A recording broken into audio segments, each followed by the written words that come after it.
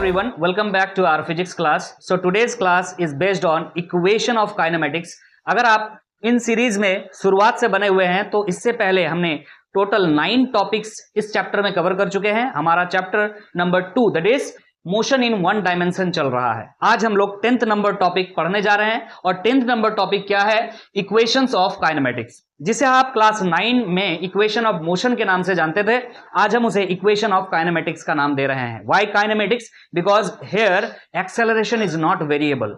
ध्यान रखिएगा, acceleration variable नहीं है, एक्सेलरेशन कांस्टेंट है. हम काइनेमेटिक्स का बात कर रहे हैं. डायनामिक्स में जब जाएंगे हम तो एक्सेलरेशन वहां वेरिएबल हो जाएगा. Here acceleration is constant. तो हम इन इक्वेशंस को पढ़ना स्टार्ट करेंगे. इक्वेशंस आप जानते होंगे, क्लास 9 में चूंकि पढ़े हैं. कौन कौन सा इक्वेशन है ना? v equal to you plus A T, S equal to U T plus half A T square, V square equal to you square plus 2as. ये जो 3 इक्वेशन आपने पढ़ा था, इन 3 इक्वेशंस को ही पढ़ना है. डेरिवेशंस भी आपने क्लास 9 में आई होप किया होगा, बट ग्राफिकल मेथड से. इस वीडियो में हम ग्राफिकल मेथड के साथ साथ कैलकुलस मेथड से भी इन 3 इक्वेशंस को प्रूफ करेंगे. साथ ही क्या ये तीनों इक्वेशन हर जगह के लिए सुटेबल होता है, उस बात को भी एनालिसिस करने सीखेंगे, क्योंकि इस इक्वेशन को अप्लाई करने सीखना जरूरी है. आप क्लास 9-10 तक जो लेवल का स्टडी किए हैं उस लेवल से हमें ऊपर की तरफ आगे बढ़ना होगा, सो दैट कि आप यहां ये 3 इक्वेशन भले जानते हैं लेकिन इन 3 इक्वेशन का एप्लीकेशन आपको आज समझना पड़ेगा. तो चलिए स्टार्ट करते हैं हमारा क्लास. Equations of kinematics. क्या लिख रहा है? पहला पॉइंट ध्यान दीजिएगा. There are the various relations between U, V, A, T and S for the moving particles. What is U? U is the initial velocity of particle at time t equal to 0. मतलब कोई particle जब t equal to 0 है, इस समय जो motion start कर रहा है तो कितना वेलोसिटी के साथ मोशन स्टार्ट कर रहा है, that is initial velocity. Time क्या होगा? 0 सेकंड. 0 सेकंड में ऑब्जेक्ट का वेलोसिटी क्या है, उसे क्या बोलेंगे? Initial velocity. v क्या है ना? Final velocity. फाइनल वेलोसिटी मतलब यह है कि जब रुक रहा है जाके, सर जब रुक रहा है तो वेलोसिटी फिर से 0 हो जाएगा? नहीं, फाइनल वेलोसिटी का मतलब रुक रहा है नहीं. फाइनल वेलोसिटी का मतलब जिस वेलोसिटी में आपको डिस्कशन करना है मोशन का, मतलब किस वेलोसिटी से स्टार्ट हुआ और किस वेलोसिटी में आप डिस्कस कर रहे हैं. तो मान लेते हैं जिस टाइम पे आप डिस्कस कर रहे हो वो पता होगा कि t इक्वल टू समथिंग. तो यहां लिख रहा है final velocity of particle at time t second. That t depends on your asking. आप क्या पूछ रहे हैं इस बात पर डिपेंड करता है कि t टाइम पे वेलोसिटी क्या है, उसको भी लेंगे. t में भी 2, 3, 4, 5, 6 एनीथिंग. क्लियर है कि नहीं है? Okay. a is the acceleration of the particle. Acceleration है पार्टिकल कब? t टाइम पर. क्लियर है कि नहीं है? अच्छा. s क्या है? Displacement travelled in time t second. t time पे कोई ऑब्जेक्ट कितना डिस्प्लेसमेंट हुआ है. इनिशियल वेलोसिटी इज u, कितना वेलोसिटी से स्टार्ट हो रहा मोशन. v इज इस मोशन के दौरान किसी भी टाइम पर वेलोसिटी जो निकाल रहे हो वो क्या है? v है. समझ में आ रहा है? एक्सेलरेशन क्या है? किसी भी टाइम t के दौरान एक्सेलरेशन क्या है? a है. s क्या है? डिस्प्लेसमेंट. s क्या है? यहां बुक में लिखा हुआ डिस्टेंस ट्रेवल्ड. आप अगर देख सकते हैं मॉड्यूल पे ध्यान दीजिएगा, लेकिन आपको ध्यान रखना इस बात को, हम यहां बता के जा रहे हैं. s is always displacement. s is always displacement. ऐसा नहीं लिख सकते हैं कि डिस्टेंस और डिस्प्लेसमेंट स्लैश देके भी लिख लें. No, s is always displacement. Because जब आप कैलकुलेशन करेंगे ना, कई सिचुएशंस में आपको दिखेगा s का वैल्यू नेगेटिव आ गया है, तब आप फंसेंगे. क्यों? क्योंकि डिस्टेंस कभी भी नेगेटिव नहीं हो सकता है, लेकिन डिस्प्लेसमेंट तो नेगेटिव हो सकता है. ध्यान रखिएगा, उसका कुछ एग्जांपल्स भी हो सकेगा तो हम आगे आने वाले न्यूमेरिकल वाला क्लासेस में जरूर देंगे. ठीक है कि नहीं? ध्यान रखिएगा, s इज ऑलवेज डिस्प्लेसमेंट. तो displacement travelled in time t time पे डिस्प्लेसमेंट क्या है? s. और अगर वहां लिखे हैं sn, तो sn का मतलब होता है displacement travelled in n second. nth second. कौन सा सेकंड? nth सेकंड में. First second, second second, third second, fourth second. समझ में आ रहा है कि नहीं आ रहा? मतलब हम डिस्प्लेसमेंट को अलग अलग सेकंड्स में बांट दिए हैं. तो nth सेकंड में जो डिस्प्लेसमेंट होगा उसको हम sn कहेंगे. यहां सिर्फ सिंबल के बारे में हमने चर्चा किया है और उससे ज्यादा कुछ नहीं. क्लियर है कि नहीं है? तो अब हम अलग अलग सिचुएशंस लेकर के स्टार्ट करेंगे इक्वेशन ऑफ मोशन बनाना, ध्यान दीजिएगा। अब हम आगे बढ़ेंगे, ध्यान दीजिएगा। कंडीशन हमने लिया है when particle moves with zero acceleration. अगर कोई पार्टिकल जीरो एक्सेलरेशन के साथ मूव कर रहा है, इसका मतलब एक्सेलरेशन जनरेट नहीं हुआ है। इसका मतलब क्या है? वेलोसिटी चेंज नहीं हुआ है। वेलोसिटी चेंज कैसे हो सकता है? दो तरीके से वेलोसिटी चेंज हो सकता है। वेलोसिटी को चेंज करना है तो या तो उसका डायरेक्शन चेंज कर दो, या तो उसका मैग्नीट्यूड चेंज कर दो। यस और नो? क्योंकि ये क्या है? वेलोसिटी एक वेक्टर क्वांटिटी है। अगर वेलोसिटी वेक्टर क्वांटिटी है तो डायरेक्शन बदलने से भी वेलोसिटी बदल जाएगी, मैग्नीट्यूड बदलने से भी बदल जाएगा। दोनों बदलेंगे तो बदलेगा ही। क्लियर है कि नहीं? तो एनी हाउ वेलोसिटी बदलना नहीं चाहिए। एनी हाउ वेलोसिटी बदलना नहीं चाहिए। आपको एक एग्जांपल दे रहा है, बताइएगा, ध्यान दीजिए। एक पार्टिकल है यहां पर, ठीक है, ए पॉइंट पर। ये कुछ टाइम के बाद पार्टिकल पहुंच गया यहां पर बी पॉइंट पर, और इस सिचुएशन में वेलोसिटी इसका कितना है? 5 मीटर पर सेकेंड, और इस सिचुएशन में वेलोसिटी कितना है? अगेन 5 मीटर पर सेकेंड। क्लियर है कि नहीं? क्या एक्सेलरेशन आया है? आपसे पूछ रहे वेलोसिटी चेंज हुआ है क्या? वेलोसिटी चेंज हुआ है। क्या चेंज हुआ है? मैग्नीट्यूड सर सेम है, यस और नो, बट डायरेक्शन चेंज हुआ है, यस और नो? समझ में आ रहा है कि नहीं आ रहा? तो एनी हाउ डायरेक्शन चेंज हो चाहे मैग्नीट्यूड चेंज हो, दोनों में से कोई भी चेंज हो जाएगा तो वेलोसिटी चेंज हो जाएगा। In this case acceleration is generated. ध्यान रखिएगा, सर्कुलर मोशन में हमेशा एक्सेलरेशन होता है, यस और नो? और किधर होता है? तो ये बात भी आप जानते होंगे, टुवर्ड्स द सेंटर। क्लियर है कि नहीं? तो यहां पर बात हो रही है एक्सेलरेशन जब नहीं हो, और एक्सेलरेशन कब नहीं हो सकता है? जब वेलोसिटी ना चेंज हो, मतलब ना डायरेक्शन चेंज हो ना मैग्नीट्यूड चेंज हो। दोनों चेंज नहीं हो का मतलब क्या है? कि कोई पार्टिकल चलना स्टार्ट हुआ और एक ही तरफ चलता रह गया। पहला पॉइंट पढ़िएगा, it is unidirectional motion with constant velocity. ध्यान रखिएगा, कांस्टेंट वेलोसिटी होना चाहिए, यूनिडायरेक्शनल होना चाहिए। यूनिडायरेक्शनल मतलब समझ में आ रहा है? पार्टिकल जिधर चल रहा है उधर ही चलता रहना चाहिए। यूनिडायरेक्शनल, एक ही डायरेक्शन में चलता रहना चाहिए, विथ कांस्टेंट वेलोसिटी मतलब मैग्नीट्यूड भी सेम होना चाहिए। तभी जाकर के एक्सेलरेशन क्या होगा? आपका जीरो होगा। आगे बात करते हैं। Magnitude of displacement is always equal to the distance travelled. जब कोई पार्टिकल स्ट्रेट लाइन में मोशन करता है तो उसका डिस्टेंस और डिस्प्लेसमेंट सेम ही होता है, यस और नो? डिस्टेंस डिस्प्लेसमेंट सेम कब नहीं होगा? कि मान के चलिए एक पार्टिकल यहां से चलना शुरू किया, यहां जा रहा है, ऐसा करके पहुंचे तो डिस्टेंस अलग डिस्प्लेसमेंट अलग। लेकिन अगर ये चल ही इस प्रकार रहा है तो डिस्टेंस और डिस्प्लेसमेंट दोनों तो सेम ही है। समझ में आ रहा कि नहीं आ रहा? तो जीरो एक्सेलरेशन के वजह के लिए ये कंडीशन कंफर्म होना ही चाहिए कि स्ट्रेट लाइन में मोशन हो रहा है, यूनिडायरेक्शन है। ध्यान रखिएगा इस बात। और इस सिचुएशन में डिस्टेंस और डिस्प्लेसमेंट दोनों ही सेम होगा। चलिए इक्वेशन बनाते हैं। तो इक्वेशन बनाने के लिए क्या करना होगा आपको? चलिए बनाते हैं, ध्यान दीजिएगा, सीखते हैं, कोई दिक्कत नहीं है। क्या है इक्वेशन भाई इसका? सर नया चीज बता रहे हैं कोई? नहीं, पुराना चीज ही है। तीसरा नंबर पॉइंट में हम इक्वेशन से ही लिखने जा रहे हैं, ध्यान दीजिएगा। इसका बच्चा जो फाइनल वेलोसिटी, मान लीजिए इस सिचुएशन में वेलोसिटी आपसे पूछ रहे हैं, और जब इसे छोड़ा गया था यहां से, उस समय इसका वेलोसिटी u था, तो क्या होगा? फाइनल वेलोसिटी आपसे पूछ रहे हैं, सेम ही होगा। अगर सेम नहीं होगा तो जीरो एक्सेलरेशन कहां से आएगा?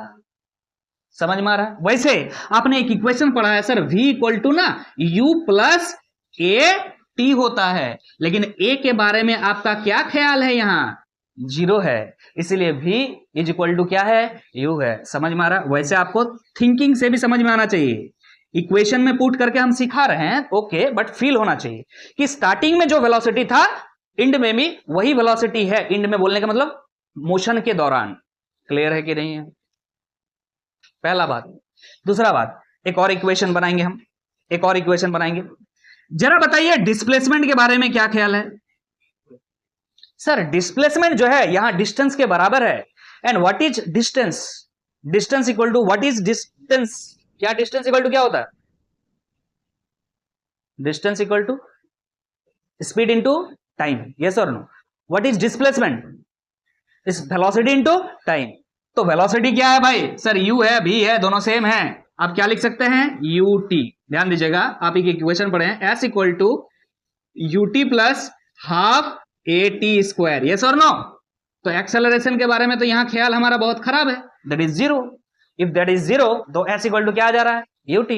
समझ में आ रहा है। ऐसे भी आपको पता है displacement equal to velocity into time होता है when there is no acceleration, तब s इक्वल टू ut होता है। अगर उसी जगह एक्सेलरेशन आ जाएगा तो ये इक्वेशन है। समझ में आ रहा कि नहीं आ रहा, क्लियर है। यहां पे दोनों ही इक्वेशन के लिए एक्सेलरेशन जीरो है, इस वजह से ये इक्वेशन एग्जिस्ट करता है। अगर एक्सेलरेशन एग्जिस्ट कर जाए तो क्या ये इक्वेशन बनेंगे, नहीं बनेंगे। तो चलिए आगे देखते हैं कौन से इक्वेशंस बनेंगे। हम आगे बढ़ रहे हैं, ध्यान दीजिएगा। अब इस सिचुएशन में हम क्या मान रहे हैं, condition number 2, when the particle moves with constant acceleration. अब एक्सेलरेशन जीरो नहीं है, एक्सेलरेशन क्या है, कांस्टेंट है। It means it remains same overall motion. और एक्सेलरेशन चूंकि एक वेक्टर क्वांटिटी है, सो दैट आप कह सकते हैं कि स्टार्टिंग से एंड तक मोशन का एक्सेलरेशन का डायरेक्शन और मैग्नीट्यूड दोनों कांस्टेंट रहता है, मतलब दोनों ही बदलता नहीं है। ध्यान दीजिएगा, लिख रहे हैं यहां पर, इस बात को ध्यान रखिएगा। Acceleration is constant when its magnitude and direction remains constant. क्योंकि एक्सेलरेशन क्या है, वेक्टर है, तो दोनों चीज को कांस्टेंट रहना पड़ेगा, मैग्नीट्यूड को भी और डायरेक्शन को भी थ्रू आउट दी मोशन। इस सिचुएशन को हम क्या मानेंगे कि एक्सेलरेशन क्या है, कांस्टेंट है। आगे बात करते हैं, एक्सेलरेशन कांस्टेंट कैसे हो सकता है। तो ध्यान दीजिएगा, यहां लिख रहा है there will be one dimensional motion. One dimensional motion का मतलब एक ही डायरेक्शन में जब मोशन हो, मतलब या तो एक्स एक्सिस में पार्टिकल मूव कर रहा है, या तो वाई, या तो जेड, किसी एक डायरेक्शन में, पर्टिकुलर डायरेक्शन में मूव कर रहा हो। If initial velocity and acceleration are parallel और anti parallel to each other. मतलब क्या, देखिए ध्यान से, सिचुएशन को समझने का कोशिश कीजिएगा। एक पार्टिकल है, एक पार्टिकल का इनिशियल वेलोसिटी लेट u है, क्लियर है कि नहीं, और धीरे धीरे वेलोसिटी चेंज होना चाहिए तभी तो एक्सेलरेशन आएगा। वेलोसिटी चेंज हो रहा है, एक समय के बाद ये पार्टिकल जब यहां पर पहुंचा है, इस सिचुएशन में इसका वेलोसिटी लेट सपोज v है, और हम ये मान रहे हैं, ध्यान दीजिएगा, हम ये मान रहे हैं कि आगे जो वेलोसिटी आया है वो ज्यादा है पहले के वेलोसिटी से। तो वेलोसिटी क्या हुआ है सर, इंक्रीज हुआ है, यस और नो। वेलोसिटी इंक्रीज हुआ है तो एक्सेलरेशन का डायरेक्शन क्या होगा, acceleration is always towards the change in velocity, yes और नो। तो चेंज इन वेलोसिटी क्या होगा, final velocity minus initial velocity. Final velocity मान के चलिए कि 10 मीटर पर सेकेंड है, और इनिशियल वेलोसिटी अगर 5 मीटर पर सेकेंड है, तो चेंज इन वेलोसिटी क्या आएगा, 10 माइनस 5 दैट इज 5, यस और नो, क्लियर है कि नहीं। तो 5 का डायरेक्शन किधर लेंगे, उधर की लेंगे, किधर लेंगे सर, पॉजिटिव डायरेक्शन उधर होता है। तो एक्सेलरेशन का यहां पर हम दूसरा कलर का पेन से यूज कर लेते हैं, ध्यान दीजिएगा। एक्सेलरेशन का डायरेक्शन इस सिचुएशन में इधर है, ध्यान रखिएगा, एक्सेलरेशन चेंज नहीं होना चाहिए, एक्सेलरेशन कांस्टेंट है। अब हम मान लेते हैं सेम कंडीशन यहां पर कि एक पार्टिकल है, इनिशियल वेलोसिटी u है, कुछ समय के बाद इस पार्टिकल का वेलोसिटी v हो जाता है, बट इस सिचुएशन में इनिशियल वेलोसिटी ज्यादा था फाइनल वेलोसिटी के कंपैरिजन में, मतलब धीरे धीरे वेलोसिटी डिक्रीज होता जा रहा है, वेलोसिटी डिक्रीज होता जा रहा है। तो हम एक एग्जांपल ले लेते हैं कि इनिशियल वेलोसिटी मान लीजिए 10 मीटर पर सेकंड था और फाइनल वेलोसिटी यहां पे 5 मीटर पर सेकंड है। सो what is the direction of acceleration here, final velocity minus initial velocity, 5 minus 10 that becomes -5, मतलब डायरेक्शन ऑफ एक्सेलरेशन इज, बोलिए ध्यान से,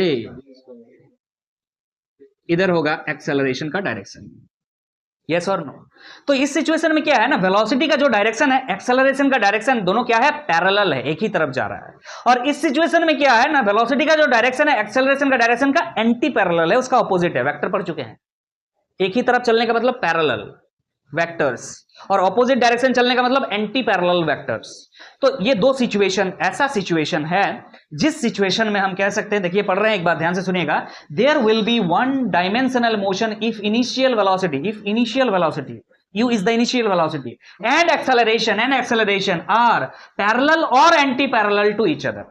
अगर acceleration parallel to initial velocity रहे या एंटी पैरेलल रहे, तभी आप कह सकते हैं कि आप कांस्टेंट एक्सेलरेशन के बारे में बात कर रहे हैं। लेकिन अगर किसी सिचुएशन में इनिशियल वेलोसिटी का डायरेक्शन या तो एक्सेलरेशन के डायरेक्शन के पैरेलल या एंटी पैरेलल ना हो, इसके अलावा कुछ भी हो, इसके अलावा कुछ भी हो, तो एक्सेलरेशन कांस्टेंट नहीं रहेगा। क्लियर है? एक्सेलरेशन कांस्टेंट रहने के दो ही कंडीशन है, ध्यान रखिएगा इस बात। इनिशियल वेलोसिटी के डायरेक्शन में एक्सेलरेशन होगा या उसके ऑपोजिट डायरेक्शन में एक्सेलरेशन होगा, तभी जाकर के एक्सेलरेशन कांस्टेंट रहेगा। इसके अलावा कुछ भी डायरेक्शन हो एक्सेलरेशन का, वो कांस्टेंट एक्सेलरेशन नहीं कहलाएगा। यहां स्टेटमेंट में लिखा है, यहां एग्जांपल के साथ हमने समझा दिया। अगर आप लोग नहीं लिखे हैं तो इस चीज को लिख लीजिएगा। चलिए आगे बढ़ते हैं, ध्यान दीजिएगा। अब हमें इक्वेशंस लिखना है। ठीक है सर, कांस्टेंट एक्सेलरेशन मान लिया, ऐसा कुछ है सिचुएशन हमने मान लिया, इसके लिए इक्वेशन लिखना है यहां पे, तो हम लिखने जा रहे हैं इक्वेशंस 3 नंबर में, इक्वेशंस ऑफ मोशन। एक काम करते हैं, इसका दो फॉर्म ऑफ इक्वेशन लिखेंगे, एक स्केलर फॉर्म, एक वेक्टर फॉर्म। ठीक है, जो कि आपके लिए, बहुत बच्चों के लिए हो सकता है जो देख भी रहे हैं वीडियोस में, उन बच्चों के लिए भी नया होगा। वेक्टर फॉर्म भी लिख के बताएंगे। हाँ, बहुत बच्चे पढ़ते भी है, ऐसा नहीं कह रहे हैं कि सबको नहीं पता है, बट जिन बच्चों को पता नहीं है सीखिए।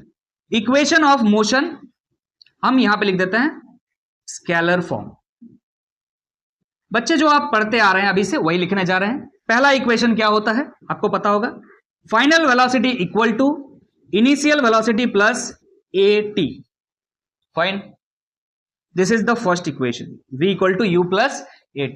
Second equation is s equal to ut plus half at square. What is s? Displacement. ut समझ में आ रहा है, initial velocity into time, half 1/2, a मतलब एक्सेलरेशन और t मतलब time. Okay, third equation is v square equal to u square plus 2as। ध्यान रहेगा इस बात पर, क्लियर है कि नहीं है? कौन क्या है सब पहले ही बता चुके हैं, a एक्सेलरेशन, s क्या है? डिस्प्लेसमेंट है। यहां एक और इक्वेशन जो आप अभी सीख रहे हैं, ध्यान दीजिएगा। आप ये तीनों को तो जानते हैं, यस और no? v equal to u plus at, s equal to ut plus half at square और v square equal to u square plus 2s। आपका दिमाग में सर ये सब कहां से आया? टीचर बोलेगा क्लास 9 में पढ़ा था रे। कोई बात नहीं, इसको प्रूफ करेंगे दो मेथड से अभी थोड़ा देर बाद, क्लियर है कि नहीं? ग्राफिकल से भी और कैलकुलस से भी, तीनों फॉर्मूला को हम प्रूफ करेंगे थोड़ा देर में। अभी थोड़ा डाइजेस्ट करो, ऐसा है क्लास 9 में पढ़े थे, इस बात को लेकर के आप थोड़ा डाइजेस्ट कीजिए। नेक्स्ट जो फॉर्मूला पढ़ने जा रहे हैं SN का मतलब डिस्प्लेसमेंट इन nth सेकंड, लिखाए थे थोड़ा देर पहले। SN का मतलब क्या है? Displacement in nth second. तो डायरेक्ट फॉर्मूला अभी याद रखिएगा, ut नहीं लिखना है, क्या लिखना है? u plus a/2 2n-1। Direct याद कीजिए क्या बोल रहे हैं। SN इक्वल टू क्या होता है? u प्लस a/2 यहां पे डायरेक्ट याद रखो 1/2a। बच्चा यहां पर क्या है? 1/2a लिखा हुआ है ना, और उसके बाद क्या लिखा हुआ? t square. अगर इस तरह से याद करने में तकलीफ है तो इस तरह से याद करो। चलो, हमारा जो ट्रेडिशनल तरीका है, कौन सा ट्रेडिशनल तरीका है? 1/2a, t स्क्वायर होता था ना, चलो t स्क्वायर नहीं लिखना है, यहां पे 2n-1 लिखना। क्लियर है? और यहां क्या होता था? ut होता था, ut नहीं लिखना है, u लिखना है। समझ में आ रहा है? SN का फॉर्मूला ये है। तो 1/2a 2n-1, ये चार फॉर्मूलाज इक्वेशन ऑफ मोशन हो गया। किस फॉर्म पे लिखा है हमने? स्केलर फॉर्म पे लिखा है। इसी का वेक्टर फॉर्म लिखने जा रहे हैं। क्या ये आप लिख रहे हैं? ये वाला, ये एग्जांपल आपने लिख लिया है? तो अगर आपने लिख लिया है तो हम आगे बढ़ेंगे। अब इसी का वेक्टर फॉर्म हम लिखने जा रहे हैं। इन चार इक्वेशंस का वेक्टर फॉर्म यहां पे लिखेंगे, ध्यान दीजिएगा। अब हम इक्वेशन ऑफ मोशन लिख रहे हैं, वेक्टर फॉर्म इसका लिख रहे हैं। इसका वेक्टर फॉर्म लिखने जा रहे हैं। पहला इक्वेशन देखिएगा ध्यान से, क्या होता है ना, sorry final velocity v equal to u plus at। पहले चुपचाप ऐसे लिख देने का, और जो वेक्टर है उसके ऊपर वेक्टर का सिंबल लगा। क्लियर है कि नहीं? v is vector, u is vector, a is vector, time is not vector, time is amount, magnitude है ये टाइम। आगे बात करते हैं, s वाला फॉर्मूला लगाते हैं। दूसरा फॉर्मूला क्या है? s equal to ut plus half at square. जो वेक्टर है उसके ऊपर तीर का निशान लगा दो भाई, समझ में आ रहा है? यू था यहां पर और ए था यहां पर, बस यही था। सर क्या सिखा रहे, ये तो जानते हैं। अरे रुक रुक रुक रुक रुक रे रुक, अब सीखेगा। क्या है तीसरा फॉर्मूला, ध्यान दीजिए। V square equal to you square plus 2as कैसे लिखेगा बताओ? क्या ऐसा लिखेगा? v वेक्टर का स्क्वायर, ये कौन सा स्क्वायर है? वेक्टर का स्क्वायर तो ऐसे करने हमने नहीं सिखाया। वेक्टर को वेक्टर के साथ मल्टीप्लाई करने सिखाया, यस और नो। लेकिन मल्टीप्लाई करने के भी वेक्टर्स के दो तरीके हैं, एक क्रॉस प्रोडक्ट होता है, दूसरा डॉट प्रोडक्ट होता है। सर यहां पे क्या करें, फंस गए ना। इसलिए इस इक्वेशन के लिए वेक्टर फॉर्म इंपॉर्टेंट है। इसके पहले तो आप भी बच्चा जैसा कर सकते थे। याद रखिएगा भी और भी के बीच में यहां पे प्रोडक्ट है। स्क्वायर का मतलब क्या होता है? अरे समझ में आ रहा है? ए स्क्वायर का मतलब क्या होता है? ए इंटू ए। तो यहां पे वी स्क्वायर का मतलब वी इंटू बी, लेकिन वी इज अ वेक्टर, सो कौन सा वाला प्रोडक्ट है? डॉट प्रोडक्ट है। यहां पर वी डॉट भी है, ध्यान रखिएगा। क्या है? वी डॉट भी है। समझ में आ रहा है कि नहीं आ रहा है? अब इस u को इधर लेके आए अगर, तो क्या लिखेंगे? Minus u dot u। Again समझ में आ रहा है? u dot u is equal to, यहां पे क्या है? 2as। उसके बाद तो आपको पता है 2 लिख दिया, a is a vector, s is a vector. लेकिन ध्यान रखिएगा यहां पर भी प्रोडक्ट है कि नहीं है? लेकिन कौन सा वाला प्रोडक्ट है? फिर से डॉट प्रोडक्ट। ये सीखने वाला चीज है। बात समझ में आ रहा है? इसके पहले आसान था, क्योंकि यहां पे वेक्टर सिर्फ दिख रहा है, यहाँ स्केलर दिख रहा है, ये वेक्टर दिख रहा है, स्केलर दिख रहा है, यहाँ वेक्टर दिख रहा है, स्केलर दिख रहा है। टेंशन नहीं, जब दो वेक्टर आपस में मल्टीप्लाई होने के लिए आ जाए तब आपको टेंशन होना चाहिए। ये है सॉल्यूशन उसका, समझ में आ रहा है? तो वी स्क्वायर की जगह v dot b, u square की जगह यू डॉट यू, और 2as as की जगह a डॉट s है। आगे बढ़े हम, क्या हम आगे बढ़े?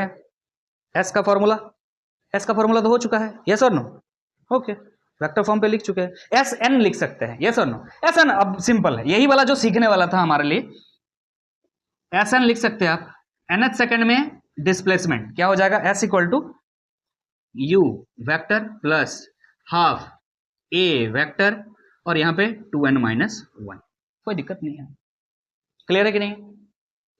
चलिए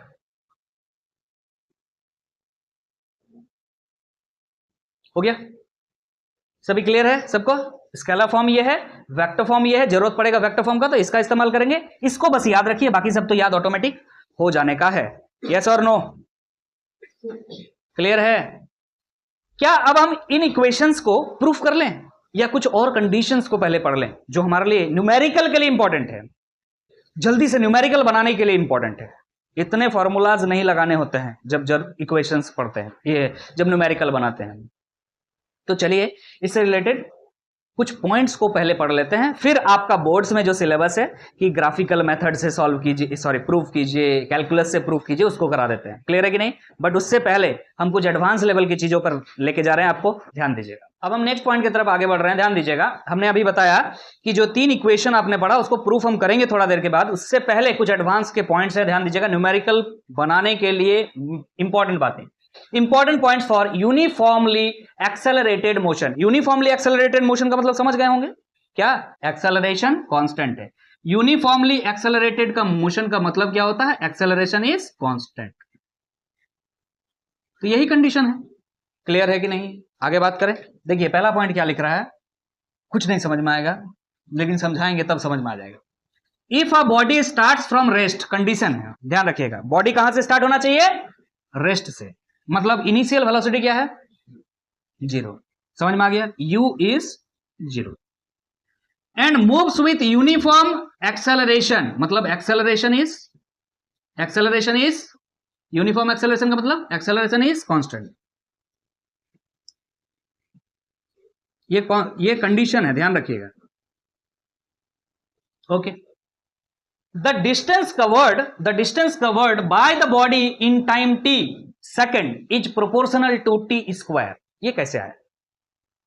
तो आपने इक्वेशन पढ़ा sir, s equal to ut plus half A T square.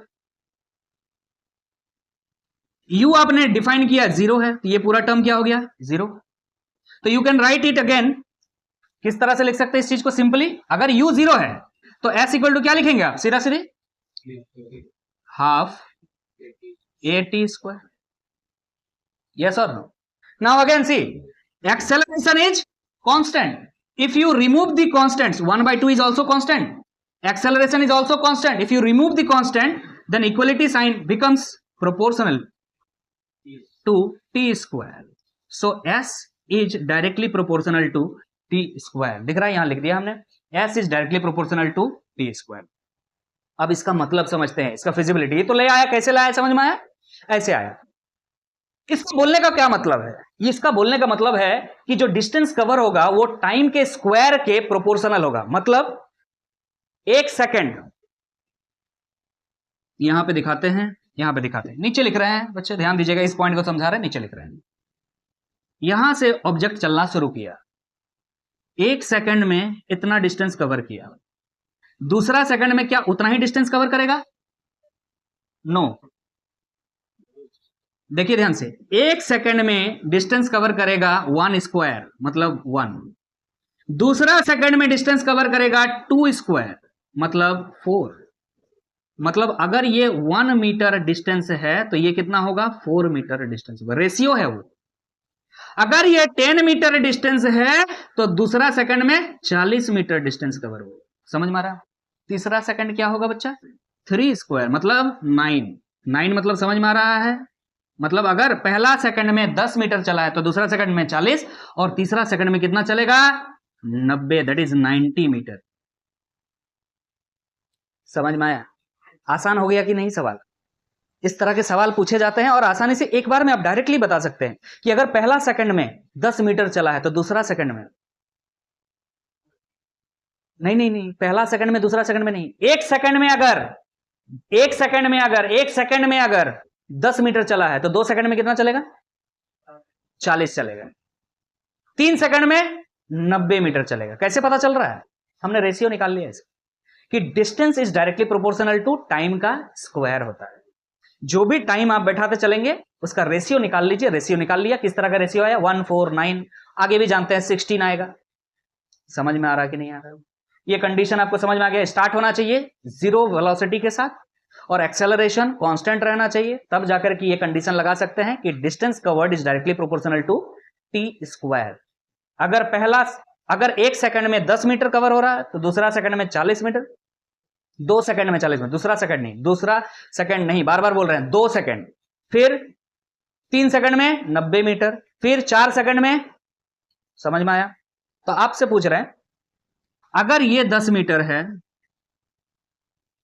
तो यहां से यहां तक 10 मीटर है, ए से बी तक, तो आपसे पूछ रहे बी से सी तक कितना है?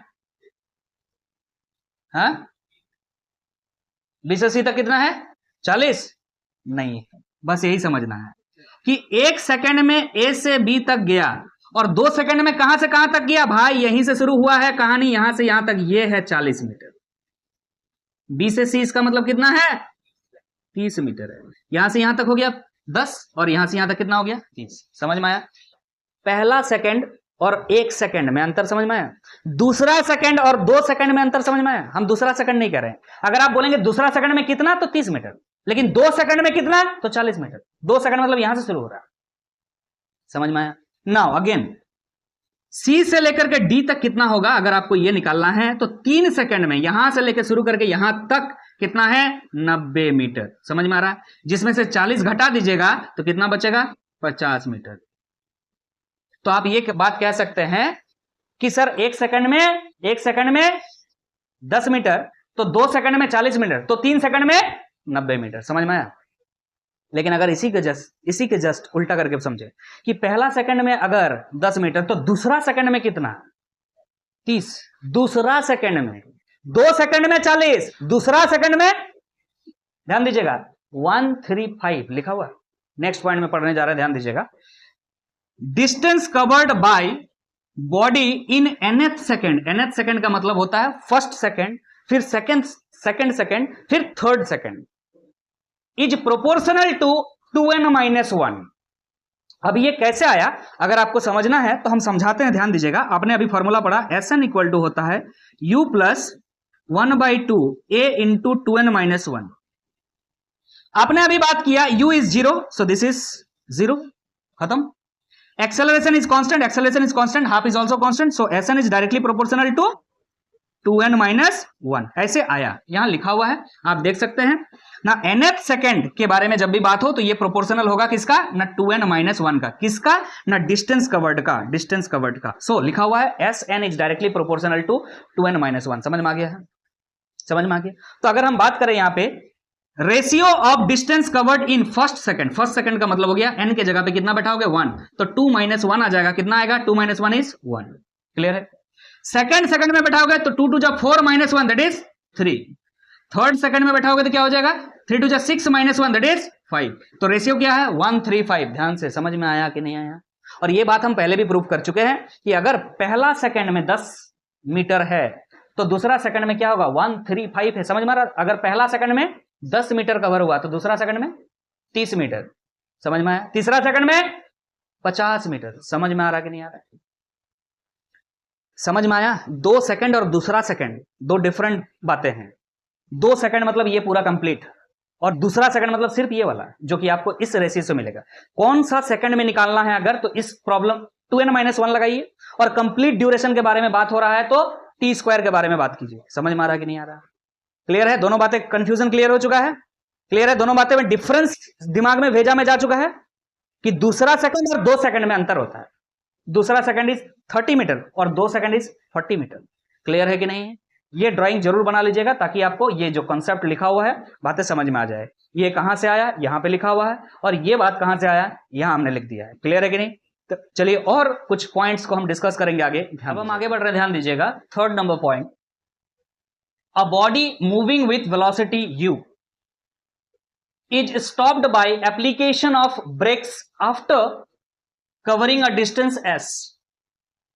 एक बॉडी है, मान लीजिए एक कार है। सिंपल समझिएगा, ध्यान से समझते चलिए। एक बॉडी है, कितना वेलोसिटी से चल रहा है, u वेलोसिटी से चल रहा है। अब ये अगर ब्रेक लगाएं इस पे, तो ब्रेक लगाने के बाद क्या होता है, धीरे धीरे इसका वेलोसिटी कम होता जाएगा, और कम होते होते किसी जगह पर जाकर के क्या हो जाएगा, ये रुक जाएगा। मतलब इसका फाइनल वेलोसिटी जो है वो क्या हो जाएगा, 0 हो जाएगा। लेकिन ये कितना डिस्टेंस कवर करता है, बोल रहा है डिस्टेंस कितना कवर कर रहा है, s। समझ में आया, समझ में आ रहा। ब्रेक लगाए हैं इस पे, तो ब्रेक लगाने से क्या हो जाएगा भाई, वेलोसिटी धीरे धीरे कम होता जाएगा, कम होता जाएगा, एक जगह पर रुक जाएगा। मतलब वेलोसिटी उस जगह पे क्या हो जाएगा, 0 हो जाएगा। Final velocity 0। डिस्टेंस कवर बोल रहा तब तक कितना है, s। आगे पढ़िएगा।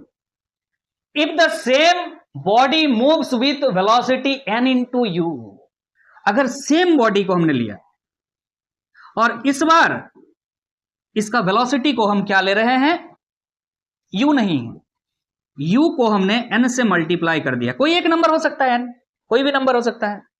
अरे एग्जांपल लेके दिखा दें, समझ में आ जाएगा। एग्जांपल दे देंगे हम, चिंता मत करो तुम।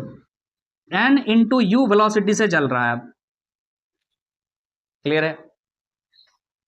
आगे बढ़ रहा है, n into, and same braking force is applied on it. जितना ब्रेक इस पे लगाए थे उतना ब्रेक फोर्स इस पे भी लगा रहे हैं। समझ में आ रहा कि नहीं आ रहा। अरे सेम गाड़ी पे बैठे हैं, इस समय वेलोसिटी मान लीजिए कुछ है 10 मीटर पर सेकंड है, 10 किलोमीटर पर सेकंड है मान लेते हैं। समझ में आ रहा कि नहीं। एक एग्जांपल ले लो 10 किलोमीटर। और इस सिचुएशन में सेम गाड़ी पे बैठे हैं और अब हम क्या लगा रहे हैं, 50 किलोमीटर पर आवर। यहां पे मान लेते हैं 10 किलोमीटर पर आवर चल रहा था। एक एग्जांपल लिख ही देते हैं ताकि आपको समझ में आए, फील होता रहे, फील हो जाना चाहिए कि मान के चले यहां पर कितना है 10 किलोमीटर पर आवर।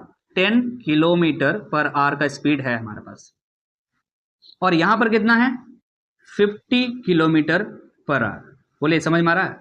मतलब n का वैल्यू कितना है 5 है। नहीं समझ में आ रहा है, n इंटू यू लिखा हुआ। क्लियर है, ये समझा रहे हैं। मतलब ज्यादा वेलोसिटी के साथ चल रहे हैं, बट ब्रेक हमने सेम लगाया। जितना यहां ब्रेक लगाया था यहां भी ब्रेक उतना ही लगाया। तो क्या ये जो डिस्टेंस कवर हो रहा सेम होगा, नहीं होगा। नहीं होगा तो क्या होगा, मान के चलिए कि ये ऑब्वियसली यहां जाकर के रुका है, क्योंकि ज्यादा स्पीड से चल रहा था तो ज्यादा दूर जाकर के रुका है। यहां पे वेलोसिटी क्या हो जाएगा, 0 हो जाएगा। सवाल यह है कि ये जो डिस्टेंस कवर हो रहा है वो क्या होगा, तो ये लिख रहा है, ध्यान दीजिएगा। Then it will come to rest after covering a distance of n² into s. ये जो डिस्टेंस कवर होगा वो क्या होगा, n² इंटू एस होगा। अगर पहले डिस्टेंस कवर हो रहा था s, तो अब क्या होगा n स्क्वायर s। समझ में आ रहा? अगर पहले डिस्टेंस था 2 किलोमीटर, तो अब कितना होगा जरा बता सकते हैं क्या? n स्क्वायर का मतलब 5 स्क्वायर इंटू 2, मतलब 25 इंटू 2, मतलब क्या हो गया 50 किलोमीटर के बाद रुकेगा। समझ में आ रहा कि नहीं आ रहा? अगर s कितना है 2 किलोमीटर है, तो n स्क्वायर s 50 किलोमीटर होगा। समझ में आ रहा कि नहीं? अब मन में ये सवाल आ सकता है, सर n स्क्वायर s क्यों आया, कैसे आया? उसको हम प्रूफ कर देंगे। ये बात फील हुआ कि नहीं कि एक बाइक में आप बैठे हैं, एक बाइक का स्पीड 10 किलोमीटर पर आवर है, उस पर हमने ब्रेक लगाया, धीरे धीरे स्लो होते होते वो वेलोसिटी 0 हो गया, तब तक डिस्टेंस हमने कवर कर लिया 2 किलोमीटर मान लीजिए। उसी बाइक पे बैठे हैं, सेम ऑब्जेक्ट, उसी बाइक पे बैठे हैं, वेलोसिटी इस सिचुएशन में 50 किलोमीटर पर आवर है। क्लियर है कि नहीं? उस पर सेम ब्रेक लगाया जितना ब्रेक पहले बार लगाए थे, तो ये कितना डिस्टेंस कवर करके रुकेगा, मतलब वेलोसिटी 0 होगा, फाइनल वेलोसिटी। तो n square s velocity that is 50 kilometre में जाकर के रुकेगा। क्लियर है? ये कंसेप्ट समझाएं। अब कैसे आया n स्क्वायर s, इस बात को समझते हैं। देखिएगा ध्यान से, क्या आप इस इक्वेशन को पढ़े हैं ना? v square minus v square equal to u square plus 2as पढ़ चुके हैं हम?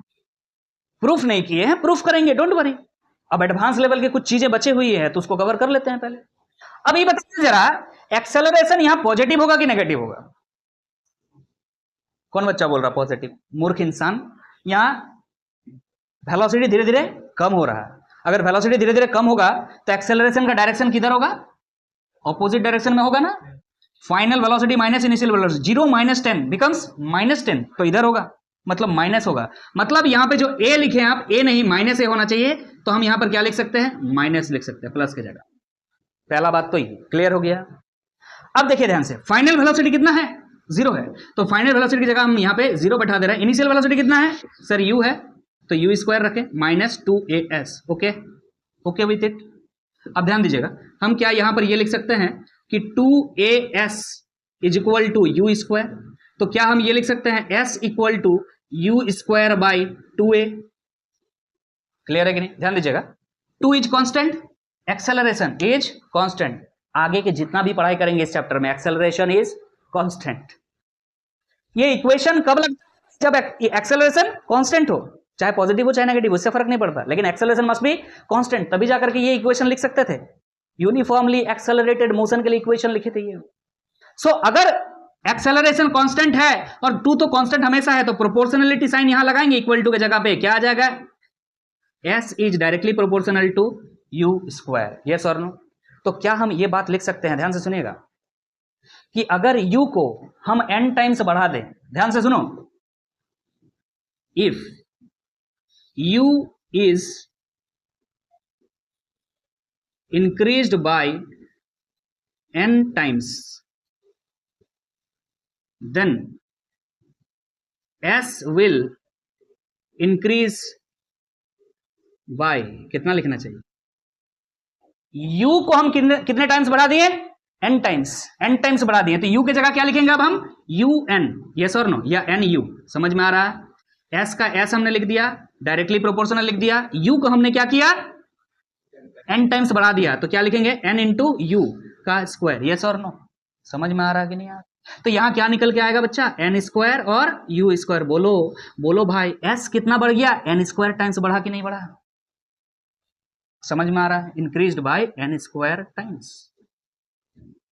ध्यान रहेगा, जब आप वेलोसिटी को n टाइम्स बढ़ाएंगे, u के जगह nu लिखेंगे, तो डिस्टेंस जो कवर हुआ था वो n स्क्वायर s हो जाएगा। समझ में आ रहा है? ये समझाना चाह रहा है। कैसे आया? समझ में आया? ये बातें हमने प्रूफ कर दिया। बाकी आपको डायरेक्टली याद रखना है, अगर वेलोसिटी को 5 टाइम्स बढ़ा रहे हैं तो डिस्टेंस कवर कितना बढ़ेगा? 5 square time, that is 25 times. समझ में आया? क्लियर हुआ कंसेप्ट? यहां ये बात इंपॉर्टेंट है, इस बात को नोट जरूर कर लीजिएगा। If u is increased by n times, then distance will increase by n square time. ध्यान दीजिएगा, अगर डिक्रीज हो तो क्या हो? अगर n टाइम डिक्रीज हो जाए तो n square time distance decrease हो जाएगा। इंक्रीज है तो इंक्रीज होगा, डिस्टेंस भी इंक्रीज होगा। और अगर स्पीड बढ़ रहा है तो डिस्टेंस भी बढ़ेगा, वेलोसिटी घटाओगे तो डिस्टेंस भी घटेगा। बोलिए, क्लियर? समझ में आया? यहां पे हमने सिचुएशन लेकर के भी आपको समझाने का प्रयास किया है। और यहां पे इस बात का हमने प्रूफ भी कर दिया है।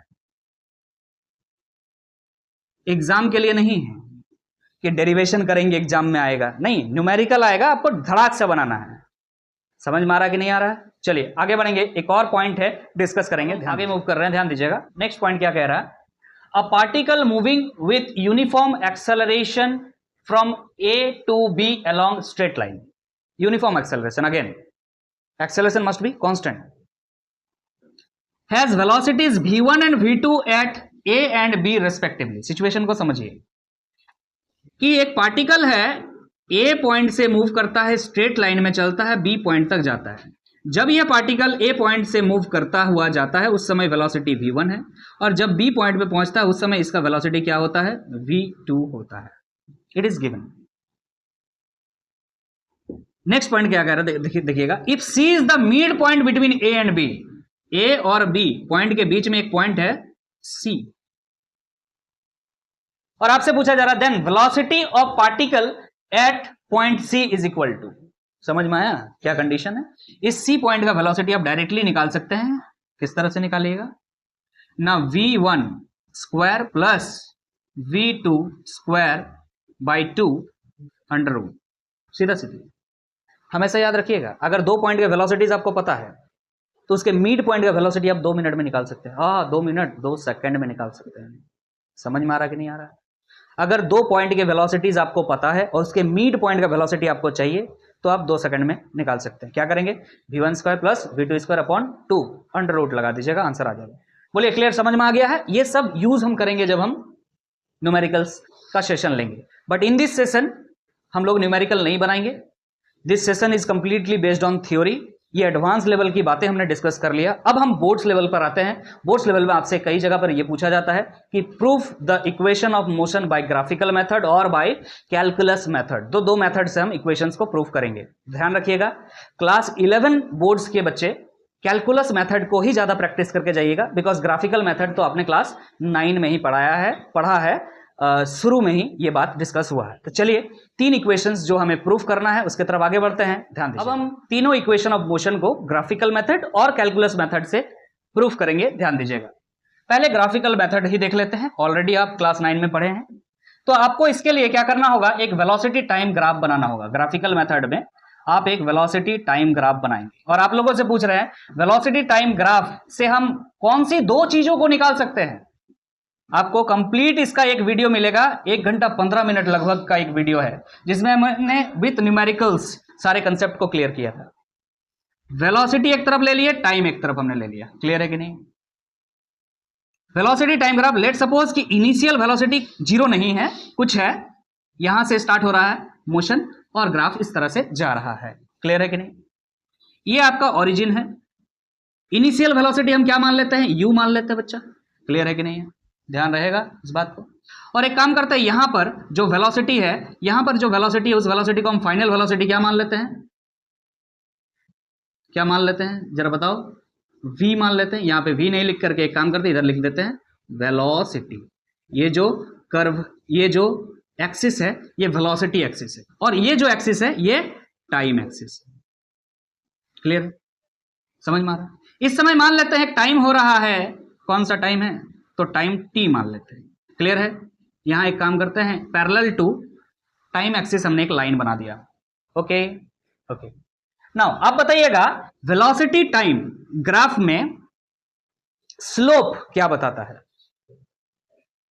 स्लोप डिस्प्लेसमेंट बताता है। मूर्ख इंसान, स्लोप क्या बताता है? ये बोल रहा है टेन थीटा बताता है। ठीक है भाई, टेन थीटा को ही स्लोप कहते हैं, लेकिन टेन थीटा क्या है? यहां पे स्लोप क्या होगा? बोले सर टेन थीटा होगा। ओके, टेन थीटा क्या होगा? देखो what is tan theta here? This divide by this, p by b। Yes sir, तो p आपको ये दिख रहा, that is v minus u upon this much is time, t minus 0। समझ में आ रहा? And this is nothing but acceleration. Yes और no? If this is true, then v minus u is equal to at is true, then v equal to u plus at is true, this is the first equation of motion, yes और this is the first equation, हो गया। अच्छा, और क्या proof करना है? Displacement. तो displacement area under the curve होता है, यस और नो। वेलोसिटी टाइम ग्राफ का जो एरिया होता है वो क्या होता है? डिस्प्लेसमेंट होता है। ये तो हो गया आपका क्या, वेलोसिटी वाला कहानी। चलो अब हम डिस्प्लेसमेंट निकालेंगे।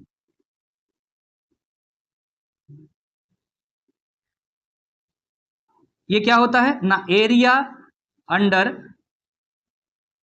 VT graph, velocity time graph का जो एरिया होता है उसी को क्या कहते हैं? डिस्प्लेसमेंट। ओके, इसीलिए हमने ये अलग से पहले पढ़ा दिया, खत्म। तो एरिया अंडर आपको दिख रहा है यहां पर, ये दो एरियाज है, यहां पर एक ट्राइंगल है और ये एक रेक्टेंगल है, यस और नो। तो इस ट्राइंगल का एरिया क्या होगा जरा बताओ पहले? Half into base, base is this much, time है इसका मतलब, टाइम। हाइट कितना है? This much, height is v minus you, v minus you. Okay, ये एरिया आपने लिख लिया। अब नीचे का एरिया पे ध्यान दीजिएगा, प्लस कर रहे हैं, प्लस कर रहे हैं। ये एरिया क्या होगा सर? Length into breadth. तो length is how much? t into breadth is how much? 0 to u, u minus 0 that is u। और डिस्प्लेसमेंट को हम क्या लिखते हैं? s। तो s इक्वल टू क्या, जरा ध्यान दो, यहां ये वाला चीज दिख रहा है, क्या है ये? ut, यस और no. s equal to ut plus, ये प्लस है, यहां देखिए हाफ, क्लियर है कि नहीं? ये क्या है? t है, और क्या लिखा हुआ है? v minus you. ध्यान दीजिएगा, यस और नो, ध्यान दीजिएगा, क्लियर है? अब देखो ध्यान से, यहां पर बच्चा v माइनस यू दिख रहा है, हाँ, यहां पर ध्यान दो, what is v minus u? at। Can you replace v minus u by at? Yes और नो। तो अगर हम यहां पर at लिख देते हैं तो नेक्स्ट लाइन में हम क्या लिख सकते हैं? ut plus half at square. This is the second equation of uniformly accelerated motion. कितना टाइम लग रहा है ग्राफिकल मेथड से? समझ में आया? क्लियर है? अब क्या बच रहा है?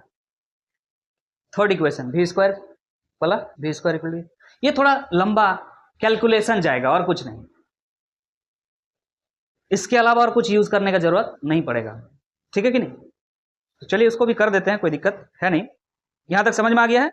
आप लिखिएगा, this is first equation of motion, this is second equation of motion, ऐसे लिखिएगा, ठीक है? अब थर्ड इक्वेशन की तरफ आगे बढ़ते हैं। आगे बढ़े तो हम यहां पे थोड़ा सा स्पेस ले रहे हैं, ले रहे हैं भाई, ग्राफिकल मेथड को ही निपटा लेते हैं पहले, ओके? तो ये दो इक्वेशन हमारा बन चुका है, this is first equation of motion, this is second equation of motion. आगे बढ़ते हैं। थर्ड इक्वेशन के लिए हम यूज करेंगे, we know s equal to ut plus half at square, s equal to ut, ध्यान दीजिए, प्लस हाफ, a के जगह हम क्या लिख सकते हैं sir? v minus u by T, yes और नो? लिख सकते हैं कि नहीं लिख सकते? भाई साहब क्या लिख सकते हैं a के जगह पे? v minus u by T लिख सकते हैं। अब इसको सॉल्व करो, एक t खत्म हो जाएगा यहां से, तो s इक्वल टू, लाइन गया क्या? s equal to ut plus half t square. अच्छा, t के बारे में बात करते हैं। t कट गया यहां से, एक t बचा हुआ है, ठीक है? v minus u by a, t के जगह पे क्या बैठा दे? तो s equal to U T plus half v minus u into t, यहां तक ठीक है? ठीक है, क्या हम t के जगह पे, देखो यहां से देखो, v minus u equal to 80 है भाई साहब, देखो ध्यान से, v minus u equal to क्या होता है? चलो एक काम करते हैं, फर्स्ट इक्वेशन लिखते हैं, from first equation of motion, uniformly accelerated motion लिखना चाहिए इन डिटेल्स। तो आपको पता है v equal to you plus A t होता है, यहां से t निकालने का, तो v minus u is equal to a t, तो v minus u by t is equal to a, yes और नो? एक काम करो, टी निकालो यहां से, तो टी निकालोगे तो नीचे क्या आ जाएगा, ए आ जाएगा। क्लियर है कि नहीं? अब इस टी के जगह पे इस चीज को रिप्लेस कर, क्या होगा यहां पर ना, s equal to U T plus half v minus u, रहना दीजिएगा, और इस t के जगह में क्या लिखेंगे again, v minus u by. Clear है कि नहीं? अब इसको लंबा डेरिवेशन में चला जाएगा, हाँ सॉरी यहां पर a होगा, क्या हो जाएगा यहां पर, a हो जाएगा। नहीं नहीं जरूरत नहीं है, ट्रेपीजियम वगैरह उतना करने का जरूरत नहीं, ध्यान दीजिएगा, उतना लंबा खींचेंगे नहीं। यू टी प्लस क्या हो जाएगा यहाँ पे, v माइनस यू ऊपर में है, इसका स्क्वायर हो जाएगा, और नीचे क्या है, 2a हो जाएगा। कोई प्रॉब्लम समझ में आ गया है? हो गया, बोलो यहां तक क्लियर है? थोड़ा हमने शुरुआत में ही बोल दिया कैलकुलेशन जाएगा, अब इसमें ग्राफ में कुछ करना है नहीं, ठीक है। टी के जगह पे आपने यहां पर रिप्लेस किया, लेकिन देखिए यहां पर रिप्लेस नहीं किया, इस जगह पे भी रिप्लेस कीजिए, मैंने टी को हटाना है, बोलने का मतलब है। देखिए आपका दिमाग में इक्वेशन पहले रहना चाहिए, क्या है equation, v square minus u square equal to 2as। क्या यहां पे कहीं पे भी टी है? नहीं है, तो टी को हटा रहे हैं हम, बोलिए समझ में आ रहा है? तो हम टी को हटा रहे हैं बच्चा, तो हर जगह टी को हटाइएगा, हर जगह टी को हटाइएगा, हर जगह टी को हटाइएगा। तो यहां पर तो टी हटा चुके थे, लेकिन यहां पर देखिए ध्यान से, एस इक्वल टू, यहां से फिर से लिख रहे हैं हम, बात हो रहा है, बात मत कीजिए, एस लिख दिए, यू का यू लिख दिए, टी के जगह पे क्या लिखेंगे, टी के जगह पे क्या लिखेंगे, ये वाला लिखेंगे, v माइनस यू बाई ये लिखेंगे, ठीक है। अब जो है कैलकुलेशन करनी, कैलकुलेशन करना है और कुछ नहीं। टी हट चुका है यहां से, अब इसको सॉल्व कीजिएगा पक्का। सिर्फ क्या क्या चीज है, v है, u है, a है, s है, देखो ध्यान से, s है, u है, v है और a है, और कुछ नहीं है, तो सॉल्व कीजिएगा तो ऑटोमेटिक वो आना है। टी हटा दिए हम, तो s इज इक्वल टू यहां पर हो जाएगा u into v minus u upon a plus v minus u का whole square upon 2a। So what will be the LCM, what will be the LCM, 2a, yes और now ये 2 है, यहां multiply हो जाएगा, 2 into u into v minus u, और plus यहां से v माइनस यू का होल स्क्वायर, डन। ये 2a इधर मल्टीप्लाई होकर आ जाएगा, यहां पे बना रहे हैं, समझ में आ रहा है? ये उतना ज्यादा इंपॉर्टेंट नहीं है, कैलकुलस वाला जब बहुत ज्यादा इंपॉर्टेंट है, ध्यान रखिए, यहां बना रहा है, देखिए ये 2a जो है s के साथ मल्टीप्लाई हो जाएगा, तो क्या हो जाएगा, 2as इज इक्वल टू, यहां पर ध्यान दीजिए, 2u into v, 2u minus 2u into u minus 2u square. Clear है यहां पर? फिर बीच में क्या है, प्लस है, तो हम प्लस का साइन दे दे रहे हैं, उधर नहीं दिखेगा, हम यहीं पे बना रहे हैं, देखो ध्यान से, v माइनस यू का होल स्क्वायर मतलब a माइनस बी का होल स्क्वायर, तो हम लिखने जा रहे हैं a square minus a square plus b square minus 2ab, यही होगा। क्लियर है कि नहीं? नाउ सी 2u भी माइनस में है, यहां पे प्लस में है, ये कैंसिल हो जाएगा।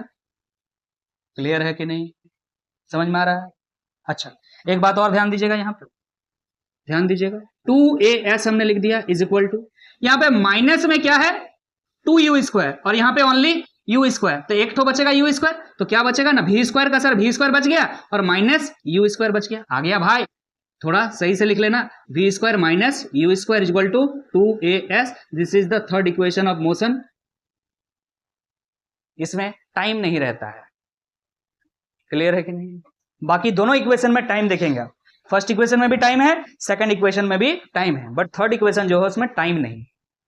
थर्ड इक्वेशन का यूज हम तभी करते हैं जब क्वेश्चन में टाइम दिया हुआ नहीं होता है, यही बात है। सो this is all about the graphical method you have earlier did in class 9th, yes और नो? अब हम कैलकुलस मेथड की तरफ आगे बढ़ेंगे, यस सर? चलिए ध्यान दीजिए, now we are going to prove the equation of motions by calculus method. So calculus में डिफरेंशिएशन इंटीग्रेशन का हम मदद लेते हैं, तो हम सबसे पहले इस बात को लिख सकते हैं, we know, so what is acceleration, acceleration equal to क्या लिख सकते हैं, dv अपॉन dt, यस और no, dv by dt। So this is rate of change of velocity with respect to time. Calculus में तो इसको ऐसे ही लिखते हैं। इंस्टेंटेनियस बातें जब हम करते हैं कैलकुलस का बात होती है। इंस्टेंटेनियस का मतलब समझ में आ रहा है? किसी पर्टिकुलर टाइम पर, यस और नो। तो अब देखिए ध्यान से, अब आगे हम क्या कर सकते हैं, a d t is equal to d v. अब हम लिखेंगे इंटीग्रेटिंग बोथ साइड्स, दोनों तरफ आप इंटीग्रेट कर दो, ए डी टी और इधर भी इंटीग्रेशन डीवी का। चलिए लिमिट लगाइए पहले, कहां से कहां तक इंटीग्रेशन कर। Here the variable is time, here the variable is velocity. So velocity कहां से, इनिशियल वेलोसिटी क्या है, u is the initial velocity and v is the final velocity. Time क्या है, मान लेते हैं 0 टाइम से स्टार्ट हो रहा है, t टाइम तक कहां नहीं चल रहा है। आपको पता है इंटीग्रेशन के अंदर में जो भी कांस्टेंट होता है वो बाहर आ जाता है, यस और नो। Acceleration is constant. फिर से क्या पढ़ रहे हैं आप, यूनिफॉर्मली एक्सेलरेटेड मोशन का इक्वेशन पढ़ रहे हैं, तो एक्सेलरेशन इज कांस्टेंट। तो एक्सेलरेशन बाहर आ गया, dt का इंटीग्रेशन करेंगे आप 0 से t तक, और आप यहां पर वेलोसिटी का इंटीग्रेशन कर रहे हैं, वो क्या आया है, v आया है। dv का इंटीग्रेशन क्या होगा, v होगा, कहां से कहां तक, u से v तक, यस और no. Now a into dt का इंटीग्रेशन t होगा, कहां से कहां तक सर, 0 से t तक। और यहां पर क्या होता है ना, final velocity minus initial velocity, ऐसे लिखना होता है, समझ में आ रहा, upper limit minus lower limit. Upper limit क्या है, एक बार v की जगह v बैठाएं, फिर माइनस एक बार v की जगह u बैठा दिए, बीच में माइनस होगा, दिस इज इंटीग्रेशन। आगे बढ़ते हैं, ए तो अपर लिमिट यहां क्या है, टाइम का t है, लोअर लिमिट क्या है 0 है, तो t minus 0 is equal to क्या हो गया, v माइनस यू। यहां से क्या निकल के आ रहा है, a t is equal to v minus u. तो यहां से समझ में आ रहा होगा आपको v equal to you plus A t. This is the first equation of motion by calculus method. बोलिए समझ में आया कि नहीं, क्लियर है? फर्स्ट इक्वेशन आपका प्रूफ हो चुका है। अब दूसरा इक्वेशन की तरफ हम आगे बढ़ेंगे। नाउ इस इक्वेशन का लेकिन यूज करेंगे हम कैसे, we know v equal to you plus A t. अब हम जान चुके हैं इस बात को, अब हम प्रूफ कर चुके हैं। सो सेकंड इक्वेशन प्रूफ करने के लिए आपको फर्स्ट इक्वेशन का यूज करना पड़ेगा। क्लियर है कि नहीं है? सेकंड इक्वेशन में क्या है, डिस्प्लेसमेंट होता है ना, s होता है। सो व्हाट इज डिस्प्लेसमेंट, पहले इस बात को हम रिलेट करेंगे वेलोसिटी के साथ। क्या, now we know again displacement s equal to, एक काम करते हैं, velocity v equal to ds by dt। हो सकता है rate of change of displacement with time with respect to time is called velocity, yes और no. Now put this in equation 1। हम मान लेते हैं ये इक्वेशन 1 है। फ्रॉम इक्वेशन 1 v के जगह आप क्या लिखेंगे, ds by dt is equal to u plus A t. Again ds is equal to dt, इस पर भी मल्टीप्लाई कीजिए, दैट इज u dt, और dt इस पर भी मल्टीप्लाई कीजिए, प्लस ए t into d t. Again integrating both sides, integrating both sides. चलिए इंटीग्रेशन कीजिएगा, ds का इंटीग्रेशन, और प्लस में है बीच में, तो अलग अलग इंटीग्रेशन कर सकते हैं बाय पार्ट्स।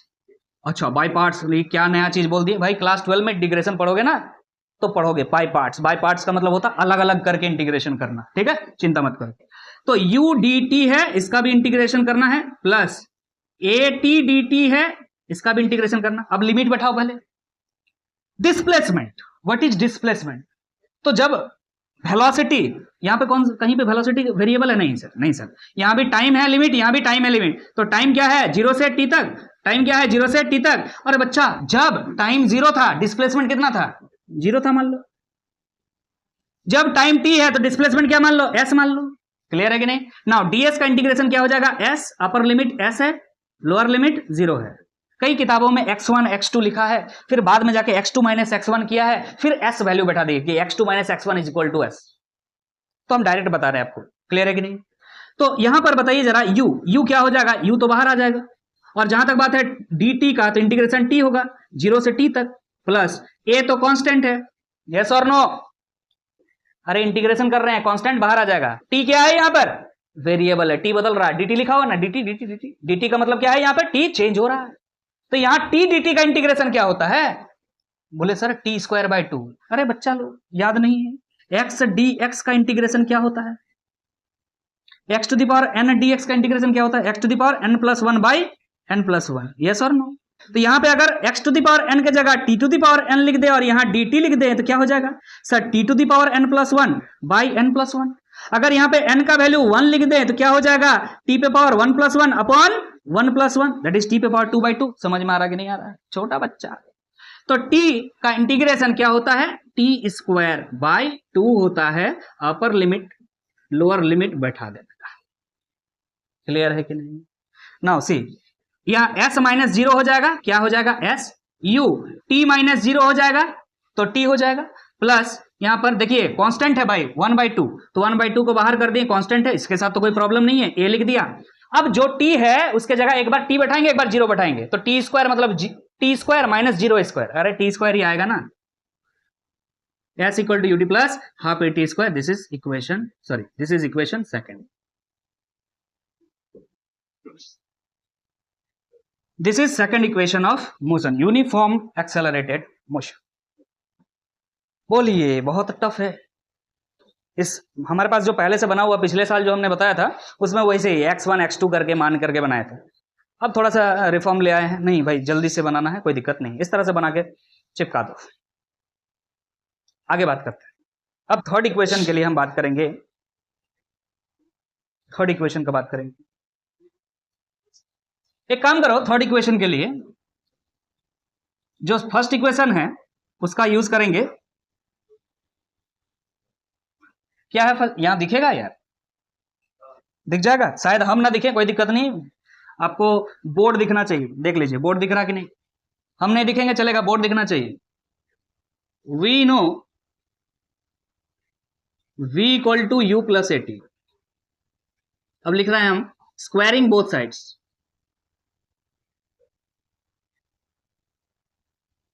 आपको पता होना चाहिए, थर्ड इक्वेशन में टाइम नहीं होता, अभी थोड़ा देर पहले बोले थे, बात करेंगे उसके बाद। अब हम दोनों तरफ स्क्वायर कर रहे हैं तो v स्क्वायर हो गया, इधर क्या हो जाएगा? u प्लस ए टी का होल स्क्वायर। ओके, दोनों तरफ स्क्वायर कर रहे हैं तो हमने क्या किया? v स्क्वायर और उधर क्या कर दिया? v प्लस यू टी का होल स्क्वायर। अब क्या करना है? स्क्वायर का सॉल्व करेंगे, सॉल्व करके आगे देखेंगे हम क्या करना है।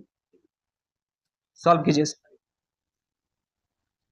तो v square is equal to, देखो a प्लस बी का होल स्क्वायर क्या हो जाएगा ना? a square plus b square plus 2ab।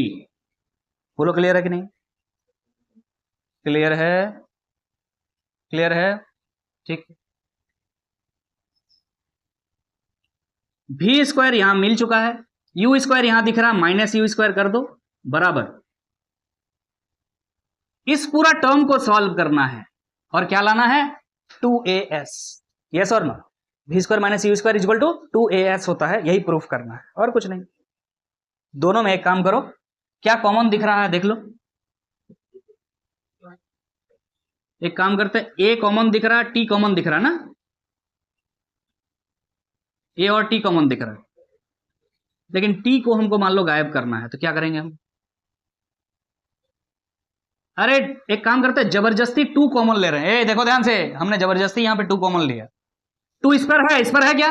नहीं है, जबरदस्ती लिया, इसका मतलब इससे डिवाइड होगा। ध्यान दो ध्यान दो ध्यान दो, यहां से a कॉमन आ चुका है तो एक तो a बचेगा, t स्क्वायर पूरा बचेगा, और जबरदस्ती 2 कॉमन लिया है तो 2 नीचे रहेगा, प्लस यहां 2 कॉमन आ चुका है, a कॉमन आ चुका है तो क्या आ जाएगा यहां पे? ut। यस और नो? अरे बोलो हाँ कि ना? तो v square minus u square is equal to 2a। कैसा दिख रहा है ये? s equal to U T plus half A T square. नहीं दिख रहा है तो यहां पर हम चुपचाप क्या लिख देंगे? s। बोलो समझ में आया कि नहीं? समझ में आ रहा कि नहीं आ रहा? क्लियर है? s के जगह पे क्या यूज कर सकते हैं? U T plus half A T square ही तो लिखा हुआ है, तो s लिख दिया हमने। So this is third equation of motion. माने यहां पे कैलकुलस का यूज करना हमको पड़ा ही नहीं, फर्स्ट इक्वेशन और दूसरा इक्वेशन में ही इंटीग्रेशन करना पड़ा। यहां तो बस सब्स्टिट्यूशन मेथड का इस्तेमाल किया हमने। पहला आपको फर्स्ट इक्वेशन लिया, उसका स्क्वायर किया, और इसका स्क्वायर करने के बाद यू स्क्वायर मिलकर एक साइड कर दिए, बाकी जो बचा उसमें से हमने एस निकालने का कोशिश किया बाय सब्स्टिट्यूशन। क्लियर है कि नहीं? सो this is all about equation of motion. और आप कह सकते हैं कि इक्वेशन ऑफ मोशन सिर्फ कांस्टेंट एक्सेलरेशन के टाइम ही नहीं, जीरो एक्सेलरेशन पे भी बात किया है। आपके मन में यह सवाल हो सकता है सर कि ये तो बेसिक लेवल की बातें थी, एडवांस लेवल की बातें, जैसे कि एक्सेलरेशन जहां वेरिएबल होगा, क्या वो हम नहीं पढ़ेंगे? तो हम पढ़ेंगे, but that is not under our course. Clear कर दे मैं, आपको क्या पढ़ना है? यूनिफॉर्म एक्सेलरेटेड मोशन, जहां एक्सेलरेशन या तो जीरो हो या तो कांस्टेंट हो। वेरिएबल एक्सेलरेशन एक टॉपिक है जिसको हम थोड़ा देर के लिए एक क्लास लेकर के आपको कवर करेंगे, but that is not in your boards syllabus. Clear है कि नहीं? आज का लेक्चर को हम यहीं पे समाप्त करेंगे। आपको जाते जाते मैं कहता जाता हूं कि अगर आपको वीडियो अच्छा लगता है, अगर आप अभी तक वीडियो को देख रहे हैं तो जरूर लाइक कर दीजिएगा, कमेंट बॉक्स में कमेंट कीजिए अगर कोई डाउट रह जाता है तो, और चैनल पे नए हैं तो चैनल को सब्सक्राइब जरूर कर लीजिएगा। मिलते हैं फिर नेक्स्ट वीडियो में, एक नेक्स्ट इसी का न्यूमेरिकल बनाते हुए आपको दिखेंगे। तब तक के लिए अलविदा, थैंक यू सो मच।